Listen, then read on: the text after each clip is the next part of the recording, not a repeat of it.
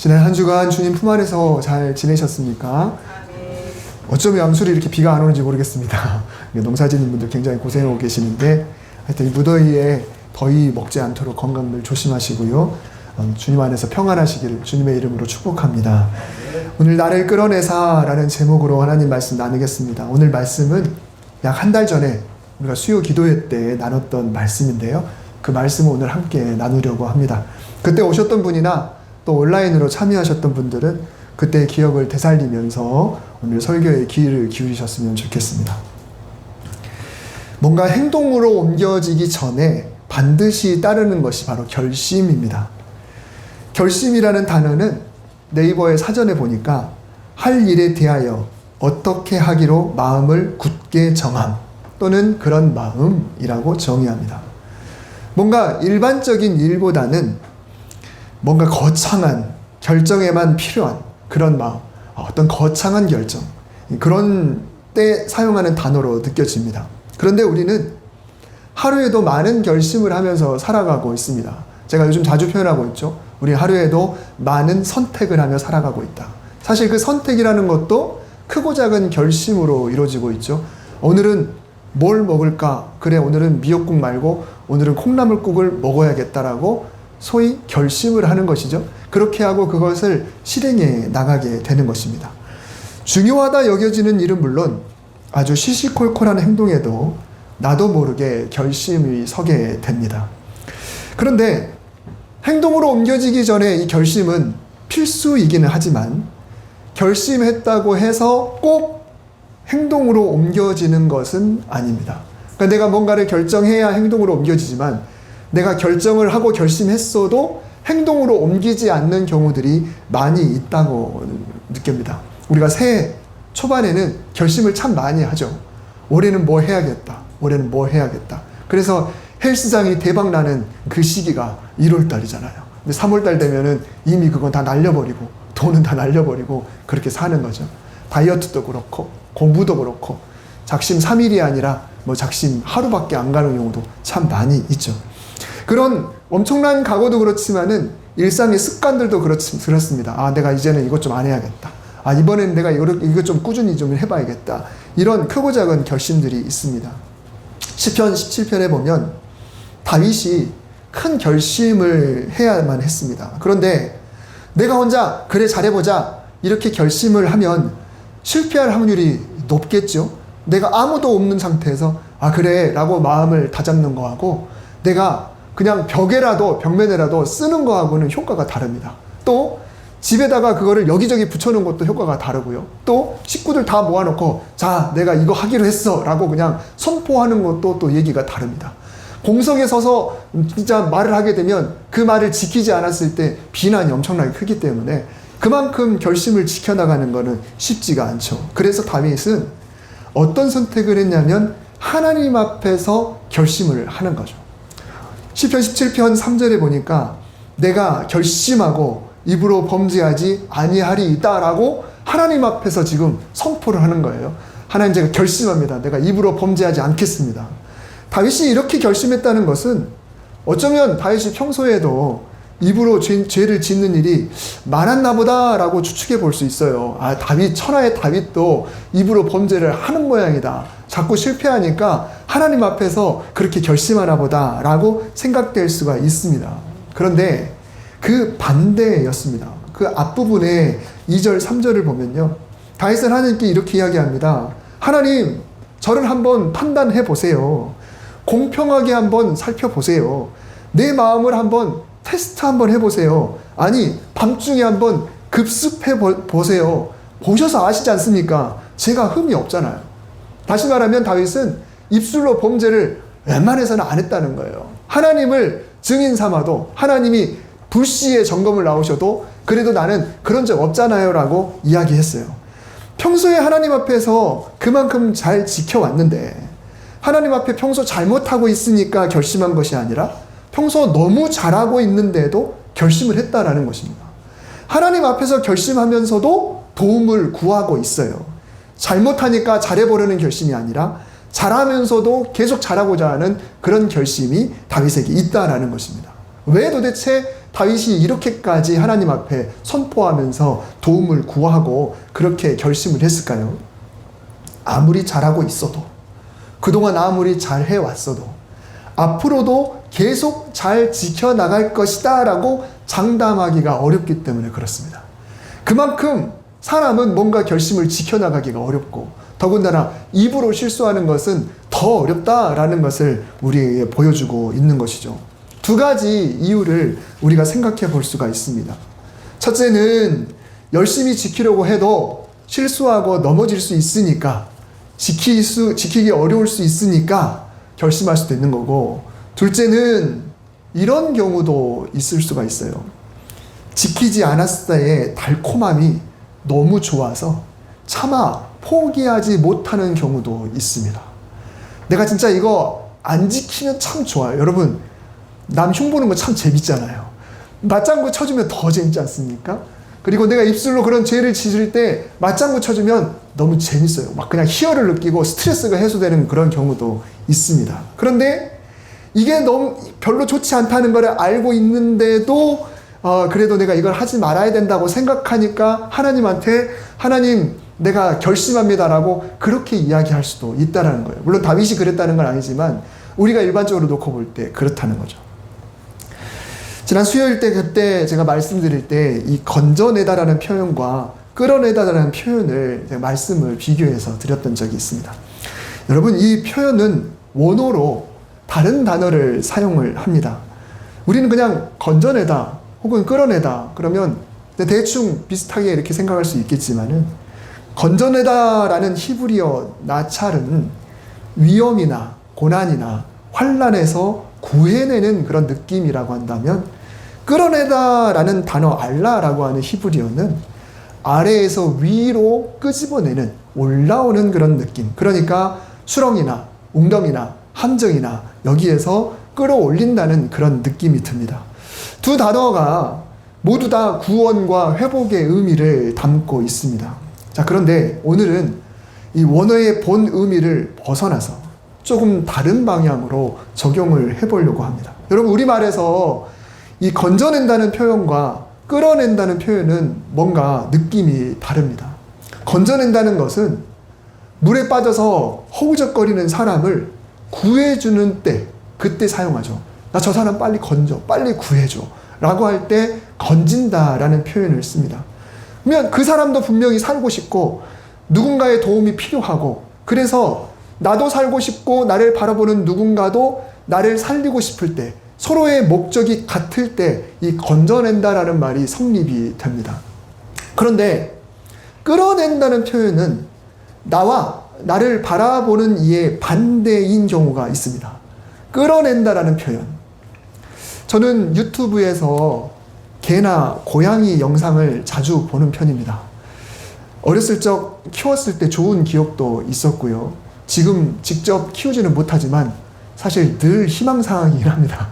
우리 식구 중에 한 분이 결사반대하셔서 키우지는 못하지만은 저는 개하고 고양이 먹는 거는 싫어하고 노는 거는 참 좋아합니다. 근데 지금 직접 키우지는 못하지만은 영상을 보면서 간접적으로 행복을 느껴요. 개 중에 골든 리트리버가 있잖아요. 이 골든 리트리버는 유독 물을 좋아하는 그런 습성이 있어요. 그래서 영상에 보면 물에 들어가는 게 굉장히 많이 있습니다. 정말 환장한다고 그래요. 그래서 제가 한번 찾아봤어요. 찾았더니 진짜 골든 리트리버가 물을 좋아하는, 특별히 좋아하는 습성이 있다고 하더라고요.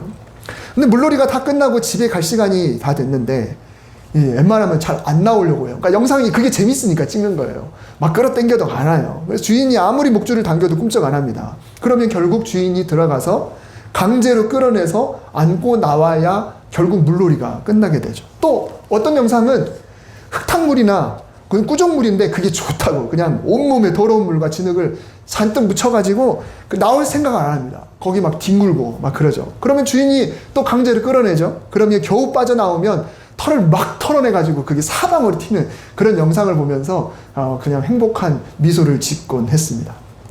여러분, 건져내다와 끌어내다는 표현에서는 뭔가 다른 느낌이 듭니다. 여기서 벗어나고 싶어요. 아, 그래요? 그러면 내가 당신을 건져주겠소 라고 되는 것이고, 나는 여기가 좋아서 여기 나가고 싶지 않아요 라고 하면 그래요? 그렇다면 할 수 없군. 내가 끌어낼 수밖에. 이렇게 완전히 뉘앙스가 다르다라는 것입니다. 건져낸다, 끌어낸다 굉장히 다르죠.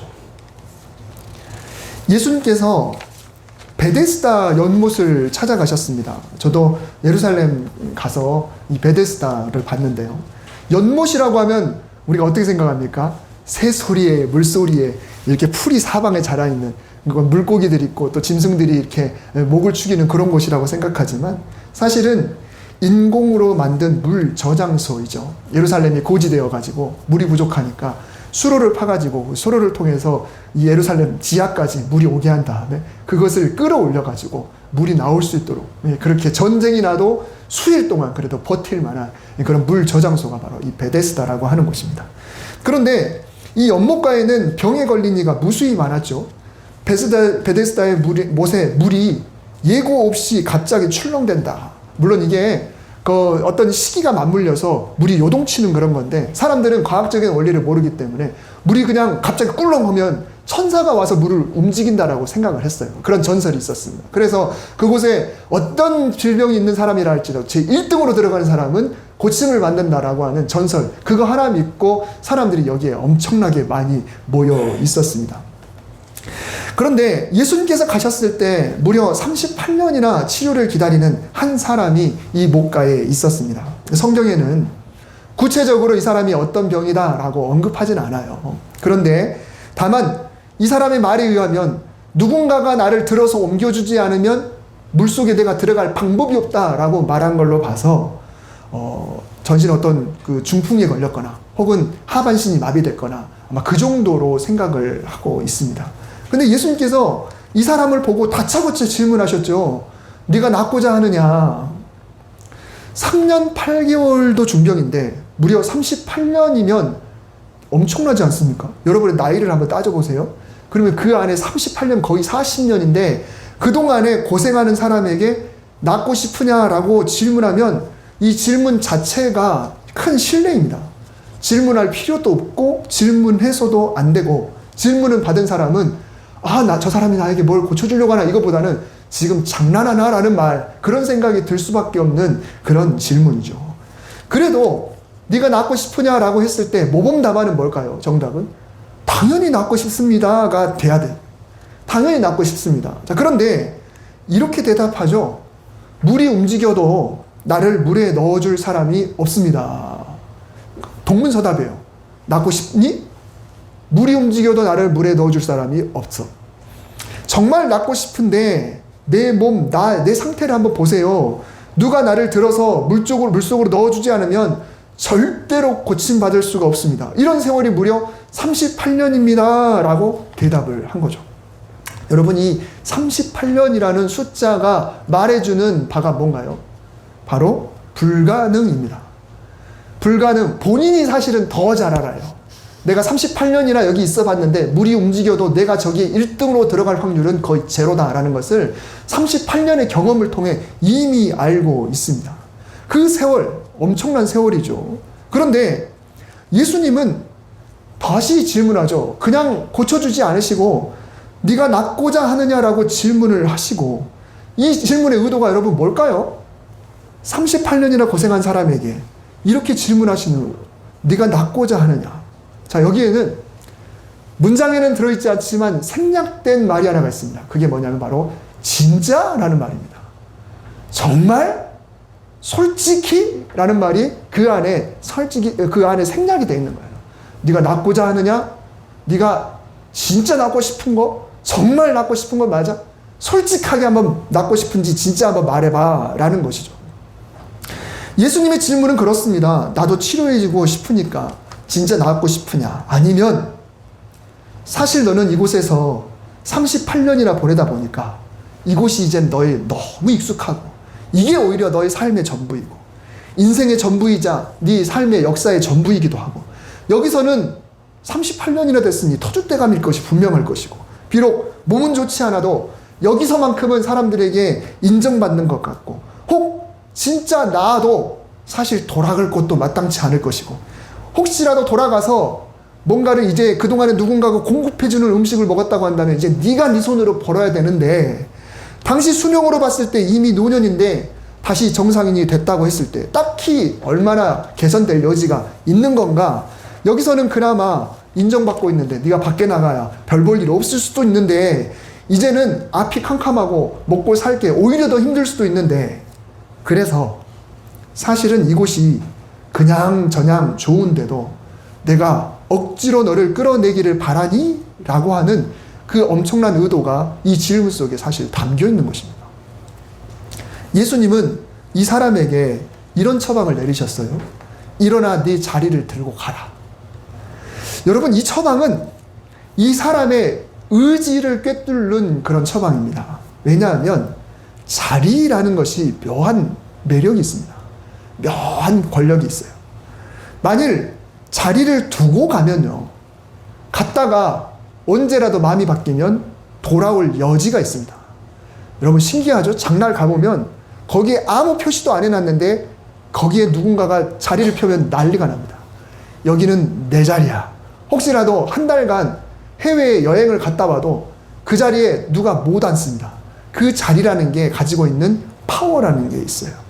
그 사람이 밖에 나갔다가 시험찮으면 되돌아와서 혹시 그 자리를 다른 사람이 차지하고 있더라도 38년의 위험으로 비켜, 여긴 38년 동안 내 자리였어 라고 하면 그것으로 얼마든지 되찾을 수가 있습니다.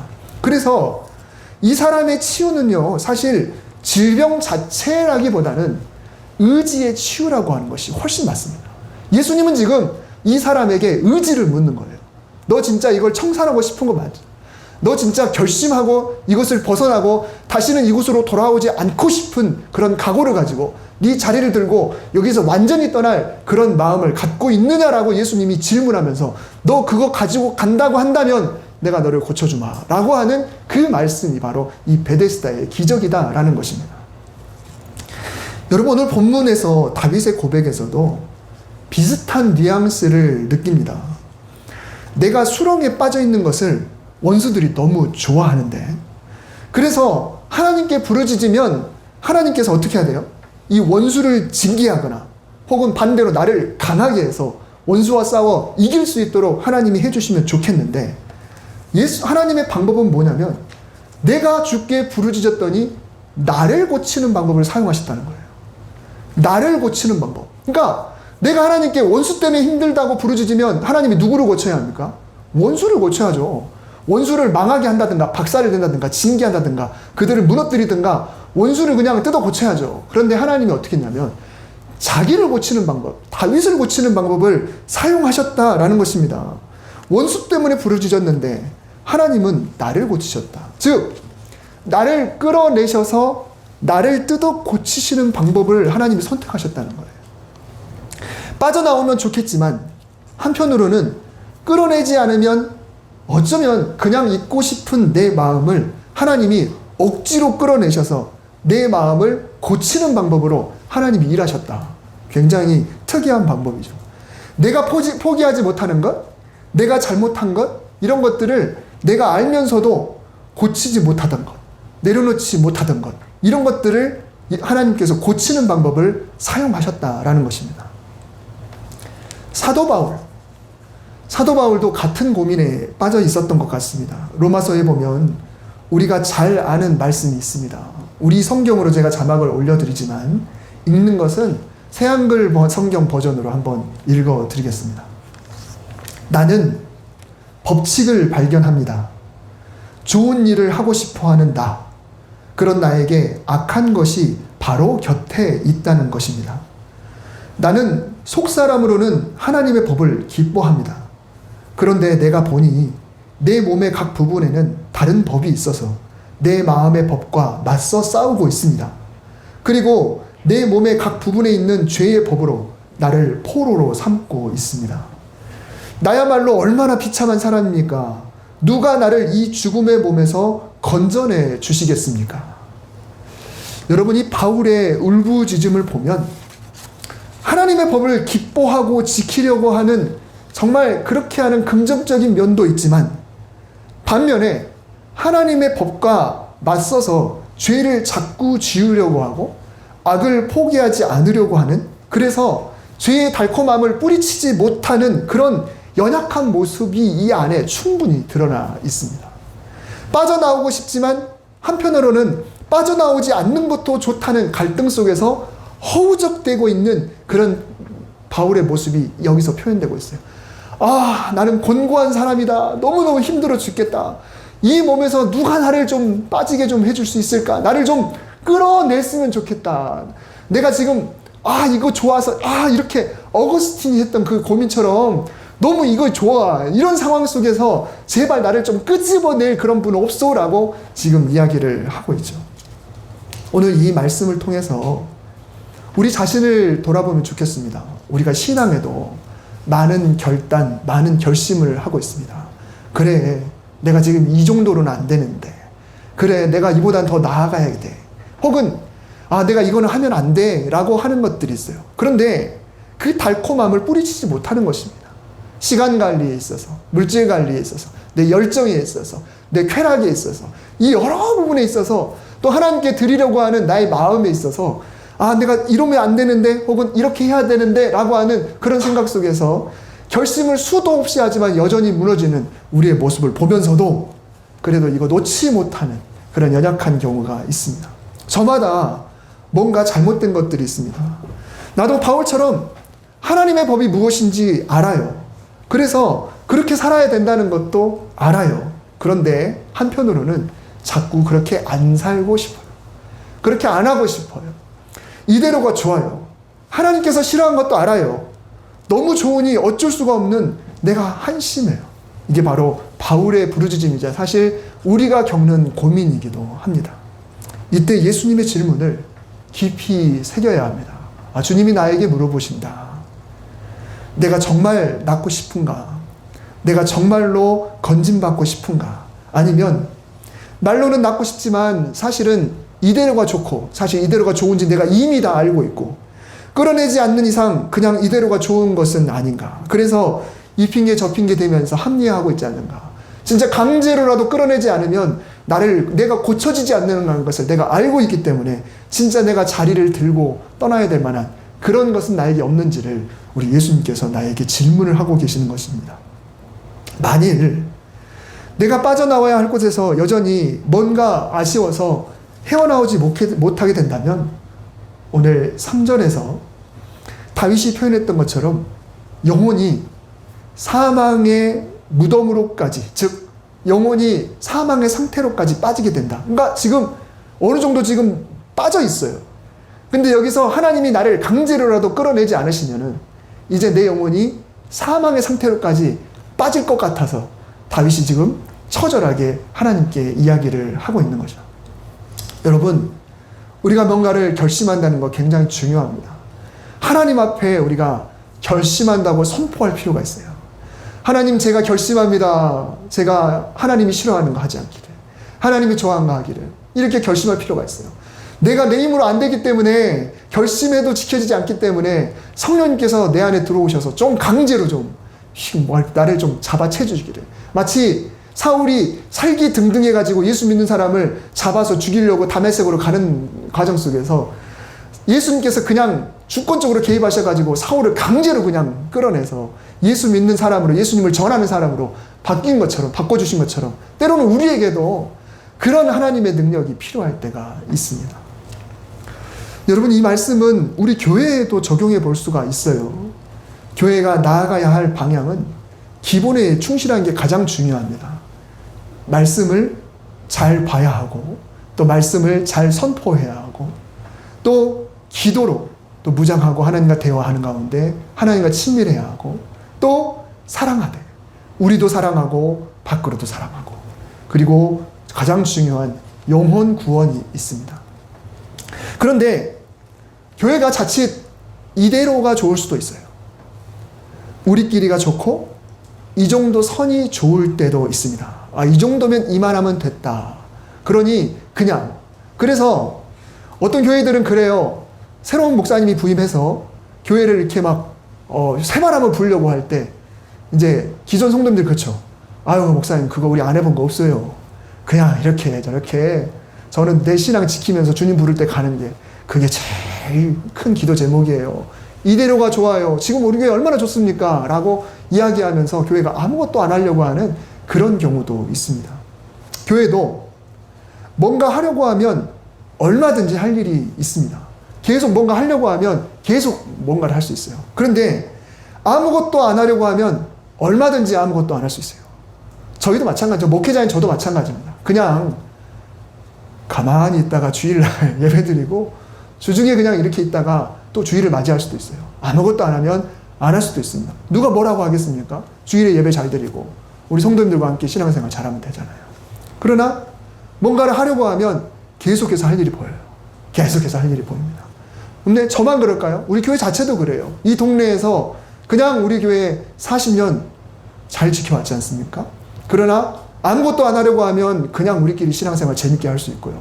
뭔가 하려고 하면 이 용단리에서 우리가 할 일은 무궁무진하게 많은 거죠. 용단리뿐만 아니라 선교지를 향해서도 우리가 할 수 있는 일은 참 많이 있습니다. 우리가 교회가 늘 기도할 때 주를 위해서 쓰임받는 교회, 영혼을 살리는 교회가 되게 하시옵소서. 이것도 오늘 본문처럼 다윗이 결심하는 거하고 똑같습니다. 하나님 그렇게 하겠습니다. 그러고 싶습니다. 라고 했을 때 그 결심이 실천이 될 수 있는 그런 복된 교회가 될 수 있어야 되겠죠. 하나님의 도우심을 간절히 구해야 합니다. 건전해 주세요. 그런데 그것으로 다가 아니라 때로는 하나님 끌어내서라도 고쳐주세요. 하나님 끌어내서라도 타성에 젖지 않게 해주세요. 끌어내서라도 나를, 내 가정을, 그리고 우리 교회를 주님께서 고쳐주시기를 간절히 구할 때 하나님께서 우리를 고쳐서라도 원수가 기뻐하지 않도록 하나님께서 우리를 변화시켜 주시고 우리를 통해 일하실 줄 믿습니다. 그런 은혜가 우리 모두에게 넘치기를 주님의 이름으로 축복합니다. 기도하겠습니다. 하나님, 우리 하나님이 우리를 건져내 주시기를 바라지. 사실 내가 너무 좋고 또 누리고 너무 안정적이고 너무 익숙한 것에서 굳이 하나님이 끌어내 주시기를 바라지는 않습니다. 하나님, 그러나 사실은 하나님이 끌어내서 고쳐주셔야 될 부분들, 그게 고쳐질 때 우리가 얼마나 놀라운 변화를 갖고 얼마나 하나님 앞에 귀하게 쓰임받을지 우리는 상상할 수도 없습니다. 하나님, 때로 힘들고 어려울 때 건져주시는 은혜와 또 내가 발버둥치고 굳이 붙잡고 있는 것에서 강제로 끄집어내서 끌어내주시는 그런 은혜도 우리에게 덧입혀 주셔서 하나님, 나를 고치시고 나를 싸매시고 또 나를 변화시키고 정말 내가 변화되고 정말 다 개선하고 돌이켜야 될 부분도 온전히 돌이킬 수 있는 우리의 신앙이 되도록 인도하여 주옵소서. 하나님, 우리 교회도 이대로가 좋사오니 라고 하지 않게 하시고 어떻게든 우리를 스스로를 고쳐서 하나님을 향해 귀하게 쓰임받는 그런 교회가 될 수 있도록 인도하여 주시옵소서. 예수님의 이름으로 기도드립니다. 아멘.